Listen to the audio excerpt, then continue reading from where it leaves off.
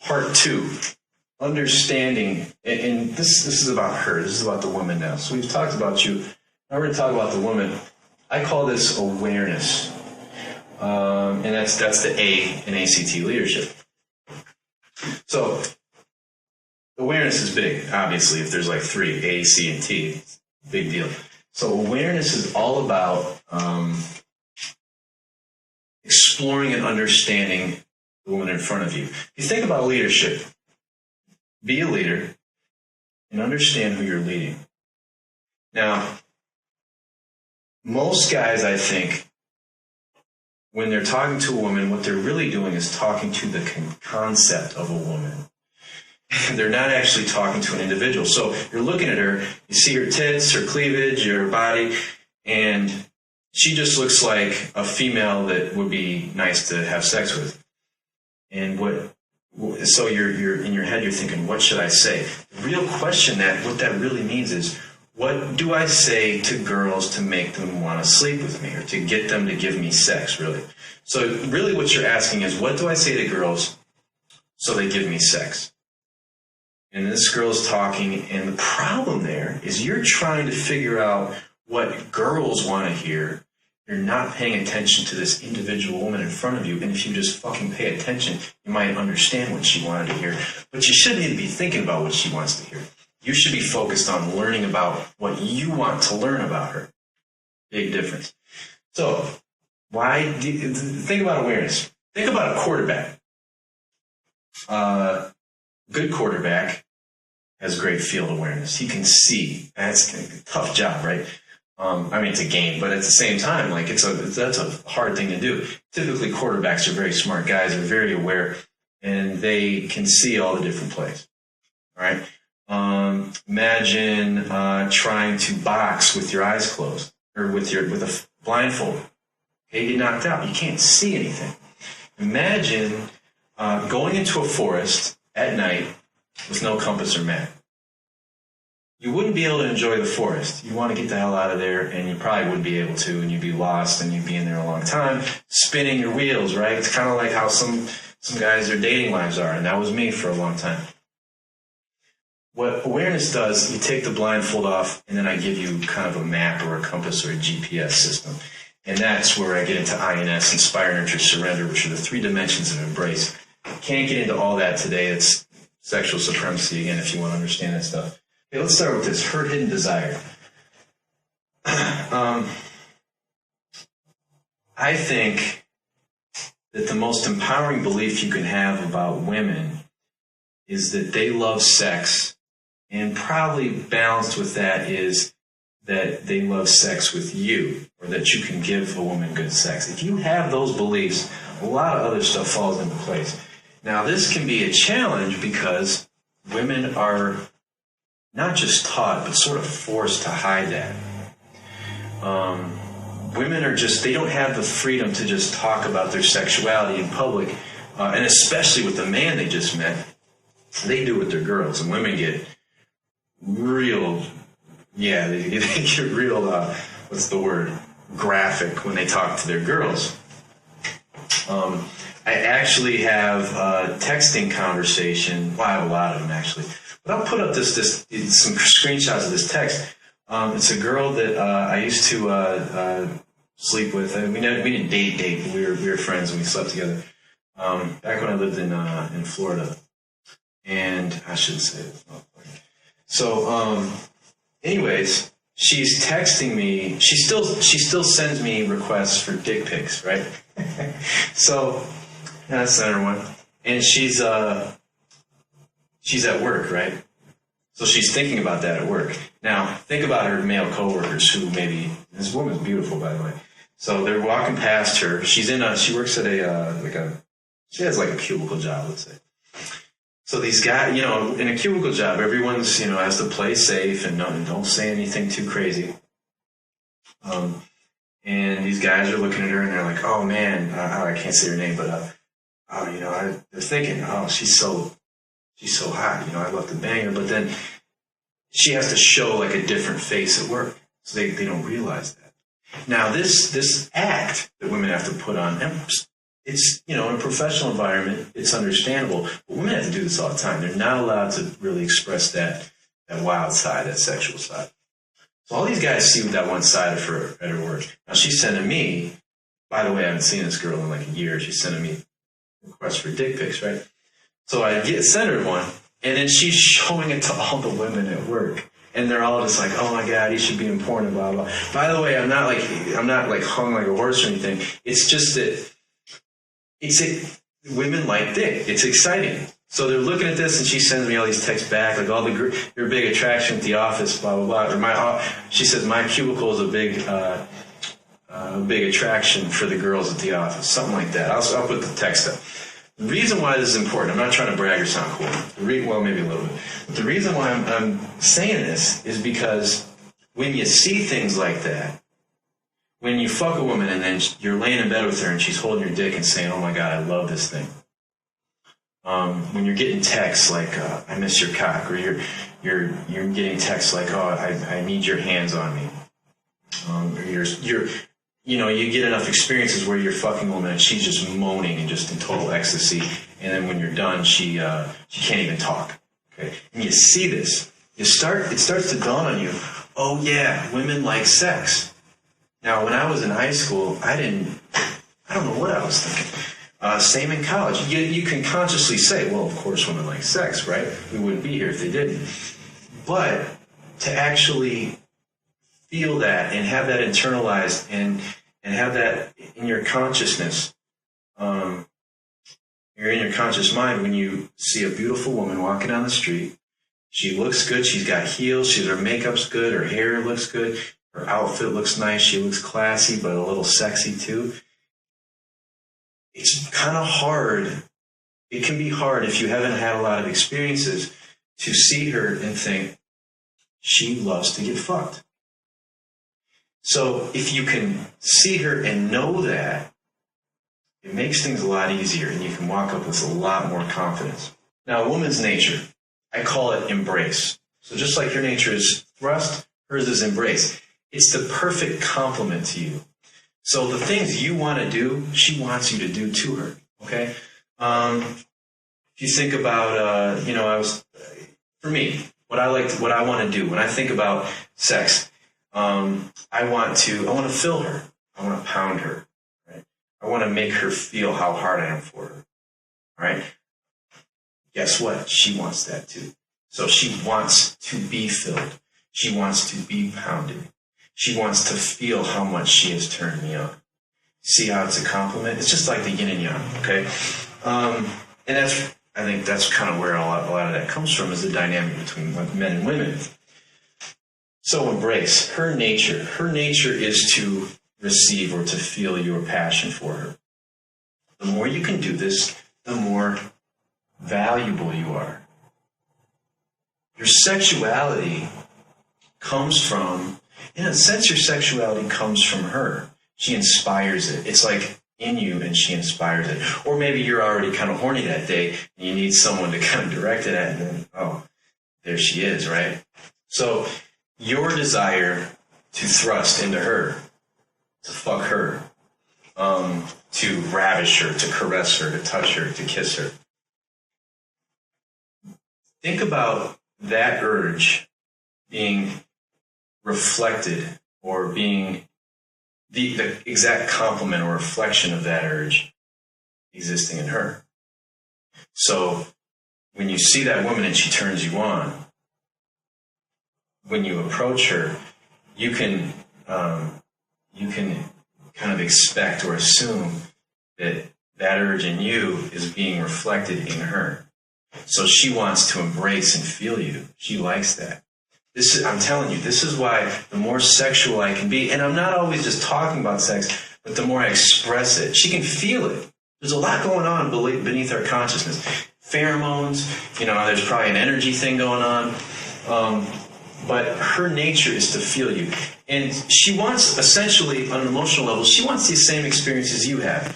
She wants to care about people and feel cared for. She wants to feel like she's doing something with her life. She has a sense of identity. She has interests on a more surface level. She has interests and goals and hobbies and fears and dreams and insecurities, just like you. But on a sexual level, she's your complement. She was made for you. And you got to think, there's all these beautiful women around that would love to be fucked by you.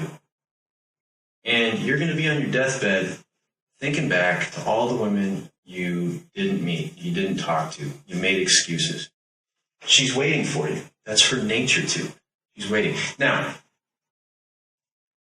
we can get confused about this. Well, let me get to here, and then I'll talk about where the confusion comes from and how guys can really sort of get in this sort of a trap mentally, where this trap, I think, is the source of anxiety, approach anxiety, and just being too neurotic and worrying about what to do next when they're talking to a woman. Okay, so this is all the good stuff. We know that women like sex. We know that women like sex with you. They want to be penetrated. They want to be approached, and they want to have they want to feel a man's passion. Okay. The problem is what I call the predicament, and it's a predicament because women they sort of have this trap or this catch-22 going on. Men, we want to have sex with them, right? But as soon as they have sex, boom, she's a slut. And this starts early. This starts in middle school when. Really a lot of it starts with women or girls in middle school doing this to each other, labeling each other, using the word slut, or spreading rumors as like kind of like social terrorism. Really, it's like warfare. And in high school, she maybe hooks up with a guy at a party. Boom, she's a slut. And everybody knows. And so women are always going through this. They're just as sexual as you, probably more so. I mean, God, look at 50 Shades of Grey. No one's writing like stuff like that for guys. What do we watch? We like the blowjobs and the doggy style, and we're good. 50 Shades of Grey, and this all. Read what's the book? My Secret Garden by Nancy Friday, and there's 2 sequels to it. But women have really rich, varied, and exciting, wild sexual fantasies. Okay, women are very sexual. Problem is they can't show it. You can high five your buddies if you just had sex. Women don't really do that. She may have like 1 or 2 friends that she's on and open about, but even then, I've talked to them and they're like, there's stuff I won't even tell my best friend because I don't want to be judged. Imagine that. Imagine being your value as a human being goes down because you did something that you were naturally wired to do. It sucks. Now, this lack of motivation, this is another thing that I think maybe guys haven't really considered. As men, when we have sex, it's usually good, like if you come, right? Even if it's not the best. I mean, I've had really passionate sex, and then I've had like okay, and then maybe not so great. But ultimately, it was all pretty good, right? I ended up having an orgasm, and there's the ego boost. I just got laid, put another notch on my belt, right? So for us, for men, there's not much risk. There's not much investment. We're going to probably have an orgasm. So our motivation is high because we can do this fun thing. And there's also the biological wiring of you're reproducing. So there's a strong urge for the species to keep going so that you have that motivation without a lot of risk, it's all pro, no con, right? Well, for women, it's a lot different because sex carries with it a lot of risk, also potential loss of reputation, also potentially losing this guy after he got what he wanted. And most women have not had a lot of satisfying sexual experiences. Now, some women have. I'm not saying that all guys are bad in bed, but most guys are not very good in bed. And I don't think anybody's going to argue with me on that, especially women. But I just know from talking to women, as they're being really honest and open with me, they'll say, like, most guys suck in bed.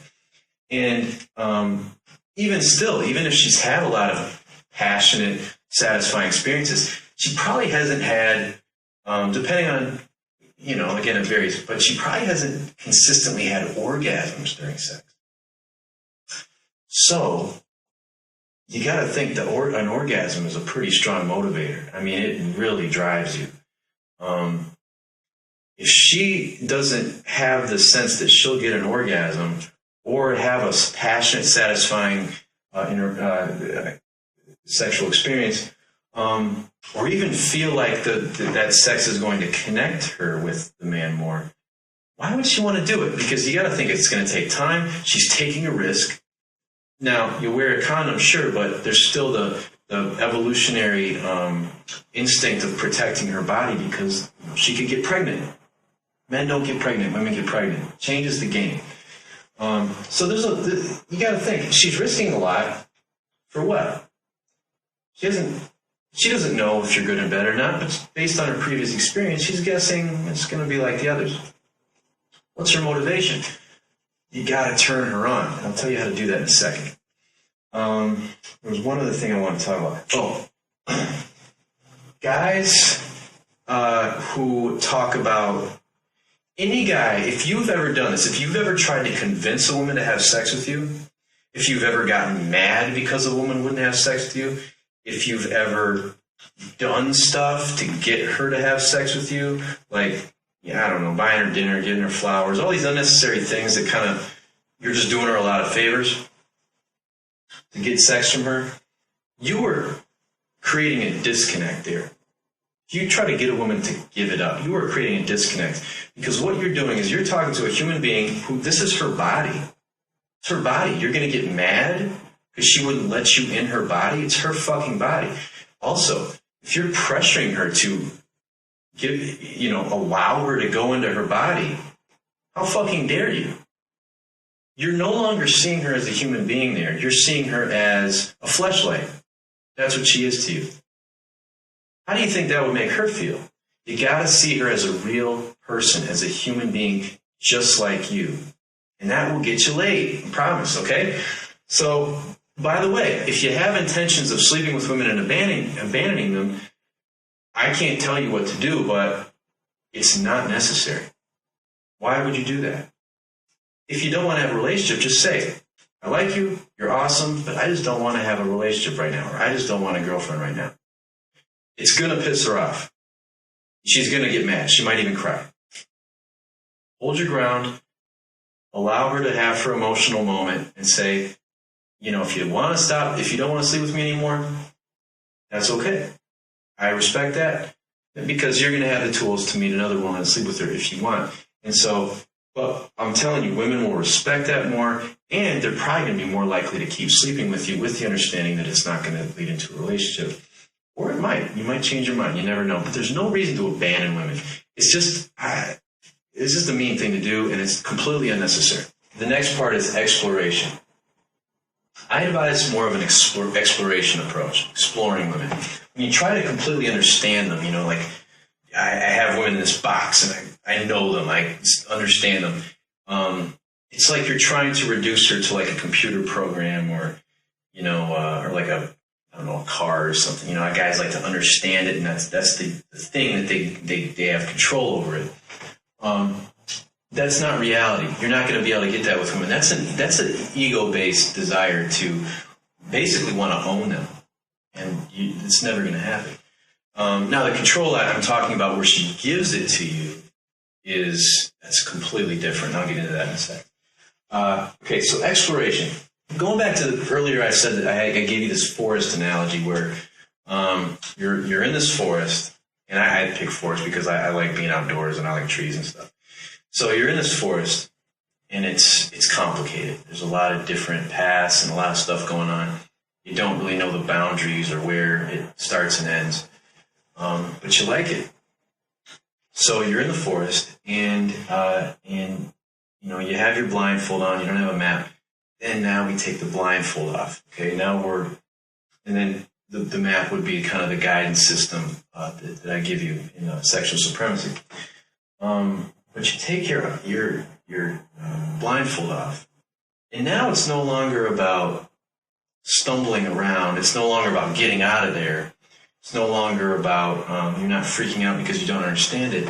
Now you're looking around. You see how beautiful it is, and you can enjoy it. And there's no rush to get out of there. There's no need to sort of come up with all these ideas and concepts of like what's over here and what's over there. You can see it with your eyes wide open. when you talk to a woman like a human being and actually try to learn about her and learn what you want to know about her, you're revealing her. You're seeing more and more of her, almost like a puzzle where you're putting different pieces. You'll never complete the puzzle, but just putting the puzzle together with this individual woman is inherently rewarding because you're constantly building and building and building this beautiful picture. Right? So I advocate exploration. Don't try to figure women out completely. Learn from them and learn on an individual basis. There's universal principles, absolutely. But on an individual basis, explore the woman. Now, what does that mean? That means asking questions. It means paying attention and just kind of feeling and observing. The other thing about exploring a woman, initially to start out with, is that women like to be explored. That's what makes good foreplay. Learning about her body by touching it and kissing it. That's my mindset.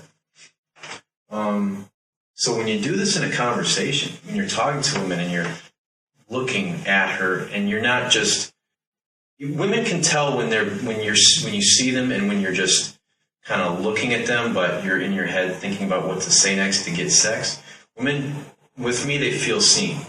They tell me this. It's because I'm actually paying attention to them. I'm not thinking about the concept of woman and trying to say the right things to the right combination of buttons to make the robot's panties drop. Okay, that's not what I'm doing here. I'm paying attention to her, and as I'm doing that, I'm really thinking about her mentally. So I'm looking at her and thinking about her. And as I'm doing this, she sees that this guy will be attentive, and that's the key to foreplay. I mean, women always say this, a man who's attentive. I also am communicating. I'm learning about her more. Okay, so now I haven't even gotten to the sexual stuff yet, but what I'm doing is communicating that I'd be good in bed. Because what makes a man good in bed? He's attentive, he communicates, he's passionate about her. I'm communicating all this by just looking at her and focusing on her and asking her questions about what makes her tick. And that gets into me conversation, mental experience. Don't have time for that right now. But explore her. That communicates that you'll be good in bed, which means you'll be good at foreplay. For women, being good in bed means foreplay. And good foreplay means being attentive and communicating. And that means you got to be curious about her. Okay, so and now when I said earlier, I ask her what I want to know. I'll get more specific about that in a second, but basically, I want to know what turns her on. I want to know how to please her. And so let's move into that.